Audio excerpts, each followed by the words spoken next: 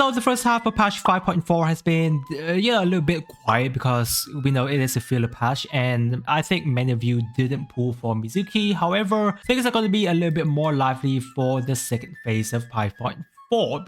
I am back! Because even if you're not touching on Wrio, Furina is definitely going to be the spotlight of the second phase, just as the idol that she always is. And so the official banner is here. Very interesting character roster going around for the 4 stars, but of course we're going to be looking into everything and give my opinion on the banner so that it helps you decide the best. Mizuki is basically here and Furina is coming back soon. So if you're planning to swipe for pooling, then don't forget to check out Loot Bar. If you know me, I've been recommending you guys Loot Bar before, since you can always save almost a 20% on all of your top-ups. With over 100,000 orders and so many good reviews at this point, you can be sure that Loot Bar is trustworthy. Here you can see my order receipts of all of my top-ups that I have done. So guys, be sure to check out Loot Bar through the link in my description, as it can be a great way for you to save your money, especially if you are topping up a large amount.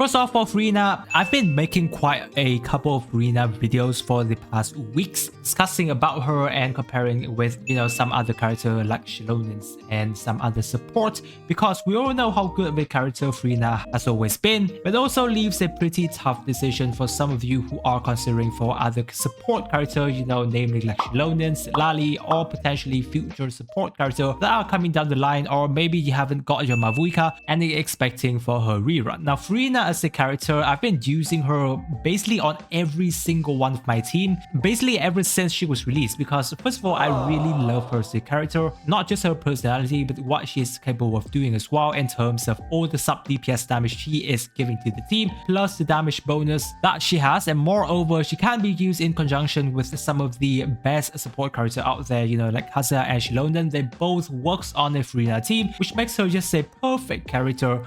Perfect. Everything, down to the last minute details. For many of us. So assuming that you haven't got your Furina, now it's technically going to be the best time. Do it! Just do it!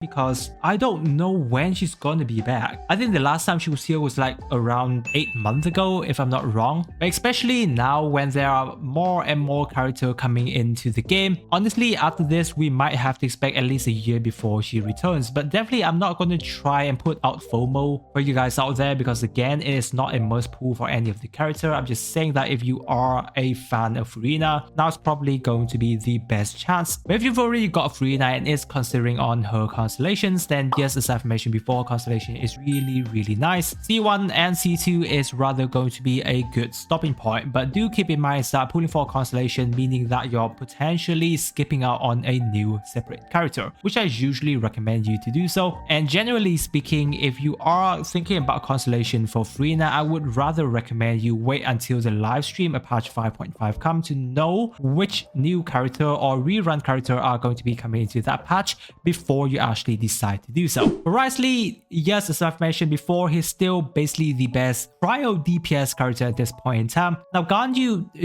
is pretty close to that in terms of power level, but Ganyu is a lot harder to play optimally compared to Wriothesley. Plus, wow, he still is a very cool looking character whenever you're using him, so that's at a very least. If you're going for a cryo DPS character, he is still pretty much a very solid choice. Now, in terms of Wriothesley investment, if you don't remember, then it is rather recommended to try and get his C1, because Wriothesley is one of the few characters in the game where I feel that a C0 level is not a complete level, because he's missing out a lot in terms of his pool power DPS when he has a C0. C1 just give him a ton of quality of life and fixes a lot of, I wouldn't say issues, but in terms of ease of gameplay for you guys, it is rather recommended, to the point where I think his C1 is actually better than you trying to go for his specific weapon. Wriothesley nowadays has some more decent team, especially when Natlin have come, making his team a bit more comfy to play around with. But once again, as usual, he is a cryo DPS character, so it is more or less going to be on the size for you guys to pull. If you do decide to pull for him, I always wish you good luck. Alright guys, if you've been enjoying the video so far, then don't forget to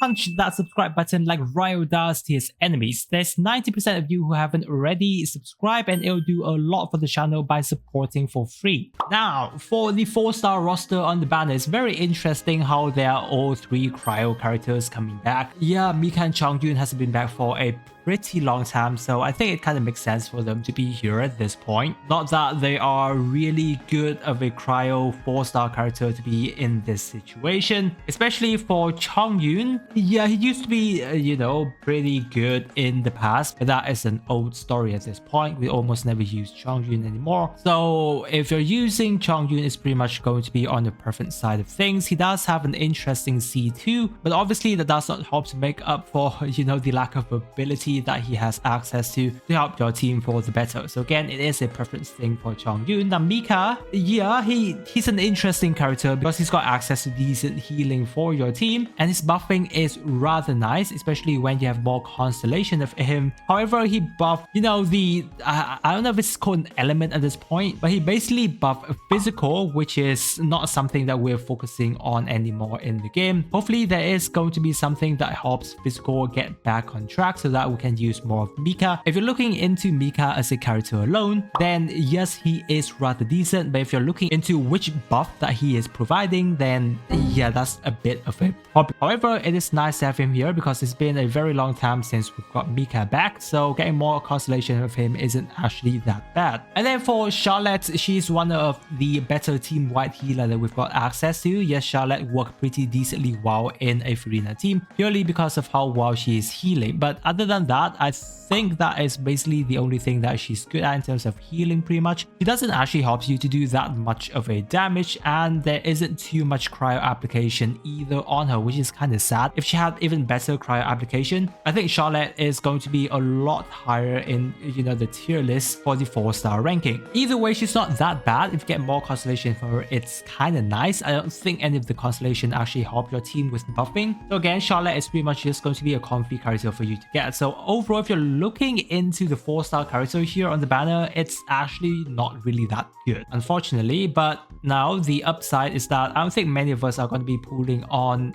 these banners, apart from those of you who are really loving Wrio and want more of Furina is going to be pulling. So yeah, the best time for these characters to appear back on the banner is probably going to be now, apart from, you know, like Mika, who is better off just wait until Eula banner is coming back. But even if Eula banner is going to be here, I don't think most of us are going to be pulling on the character anyway. So I guess it is what it is, and if you're pulling on the banner, I wish you good luck getting the 5-star character early. Looking on to the weapons, yeah, Furina's signature, on paper it looks good, because if you're looking into a damaging number wise Furina, then the signature is technically going to be her best. And of course, if you're also going for style, then yeah, Furina weapon is the best look on her. However, in terms of overall team performance, her sword isn't technically the best, but it's actually going to be the key from Nilu's signature, because it also gives her a ton of HP while providing your team very decent buffing. So especially if you're using Furina in elemental reaction teams, the key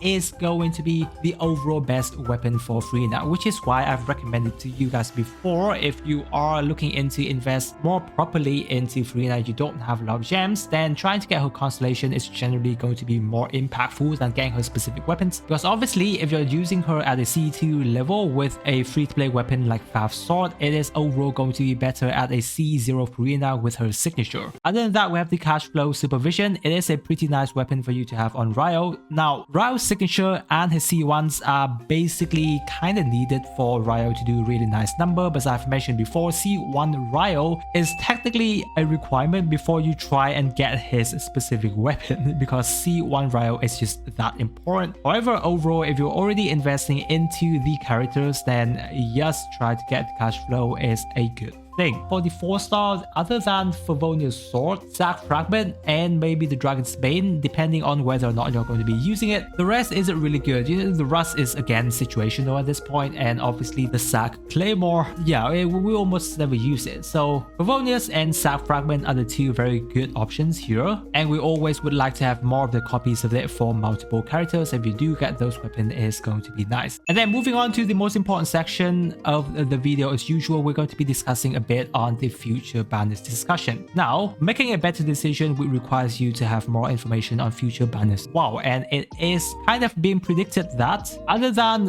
Veressa, who is kind of already confirmed by Hoyoverse that she's going to be the new character, the other reruns character are predicted to be Xianyun, Shilonen, and Venti. Right, and I'm sure you guys are zooming in on the hot, brightest character of the pack right here, and that's definitely going to be Shilonen. So if you guys already miss out on Shilonen, I technically do recommend you to try and grab at least a C0 level of her. Other than that, I feel that Shilonen is a character that you don't need to invest too much in. If you have a weapon, that's nice, but would you try and risk that many pools other than pooling for a separate character? That's definitely going to be your choice. And C2 Shilonens, yes, it seems very good as well, but again, you do have to think about whether or not you want to skip out on some other new characters coming into the future as well if you're going down that path. So my point is that Shilonen is very much a free-to-play friendly character. I've been only using a free-to-play Favonius C0 Shilonen ever since, and she's been helping my teams absolutely perfectly out. So if this happens to be the case, you guys might want to think hard about, investing into Furina or Shilonens down